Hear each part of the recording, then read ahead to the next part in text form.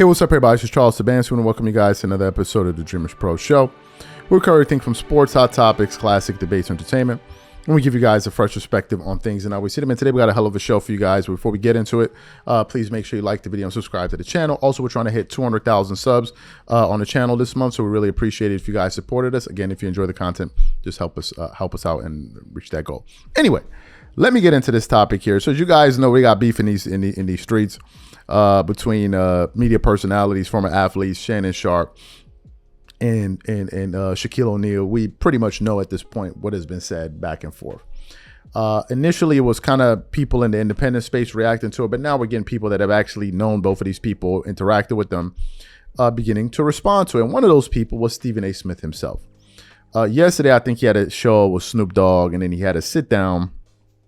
Yeah, a show with Snoop Dogg, and then he also decided to touch on the beef that's taking place between Shaq and Shannon Sharpe. And to me, I thought it was very hilarious.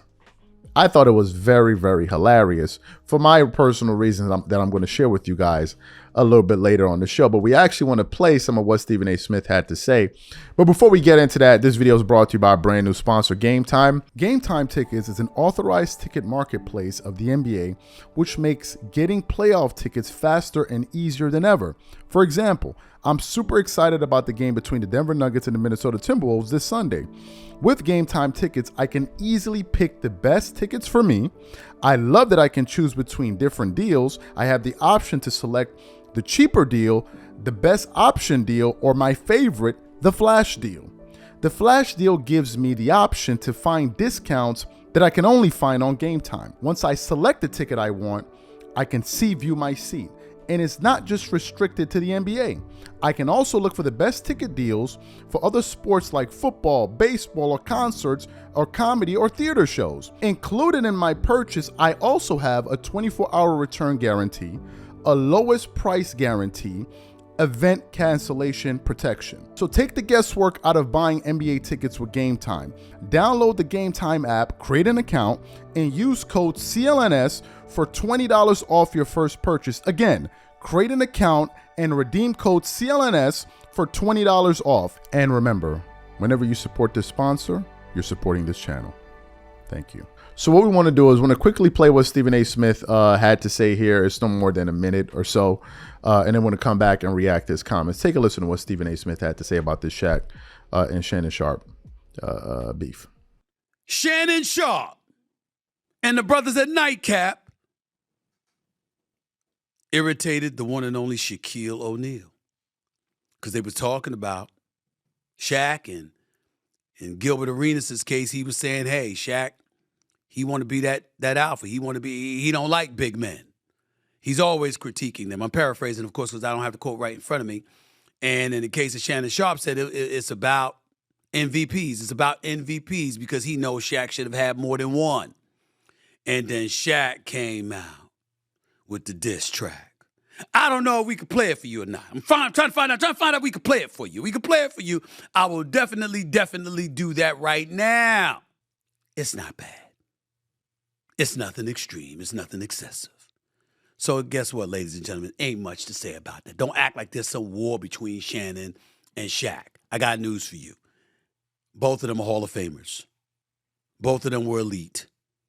Both of them were champions. Shaq got 4 rings. Shannon got 3. It's a conversation that most of us have no business partaking in.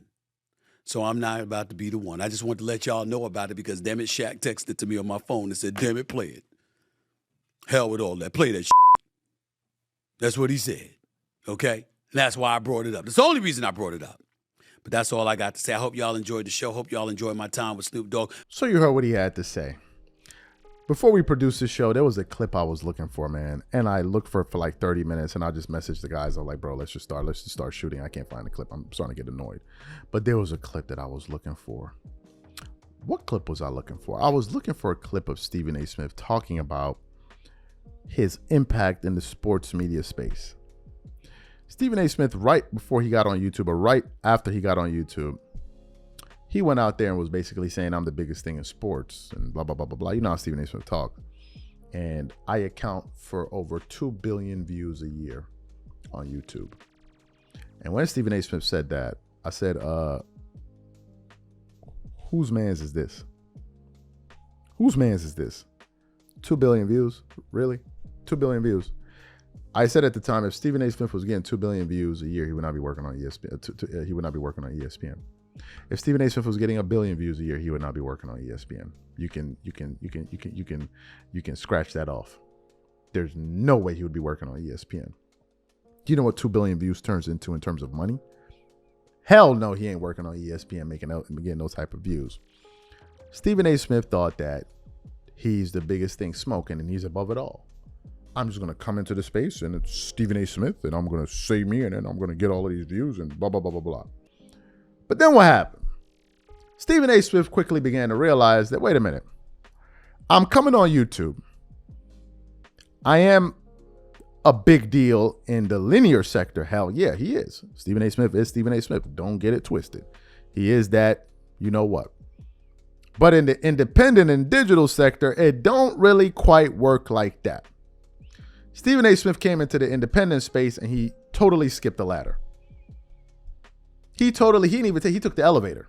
Matter of fact, he didn't even take an elevator. He took a helicopter up the stairs. What am I talking about? What I mean is he leveraged ESPN to grow his personal brand off of ESPN. Is that smart? Yes. But say that's what you're doing.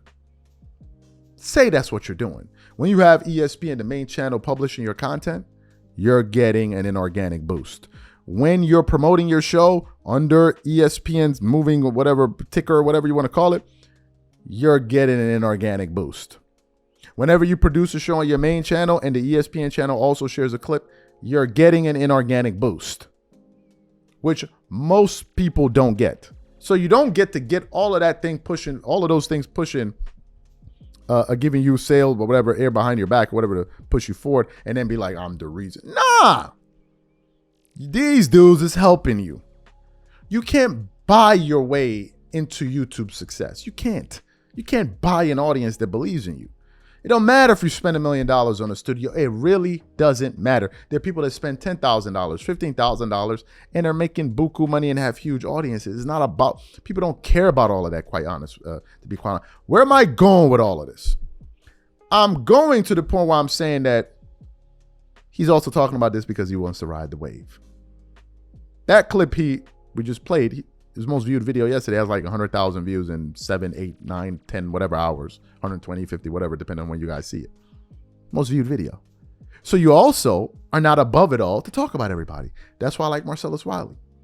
Marcellus Wiley doesn't view himself in a way, well, I'm a former professional athlete. I used to work at ESPN. I used to work at FS1 Sports. I'm not going to mention anybody. No, Marcellus, I'm going to talk. If you do some funny, you know what, I'm going to say your name and I'm going to put a name on it. And we're going to get up in the arena.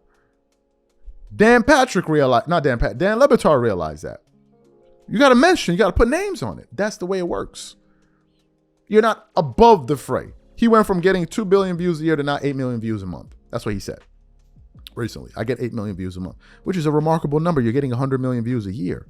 100 million views a year is a remarkable number.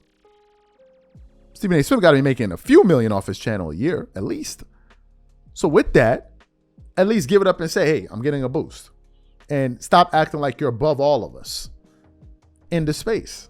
Because had the smaller guys not been in the space, you would have no interest in being in the space. They created the space. So stop looking down on them. That's the part I'm getting at. You ain't above it all.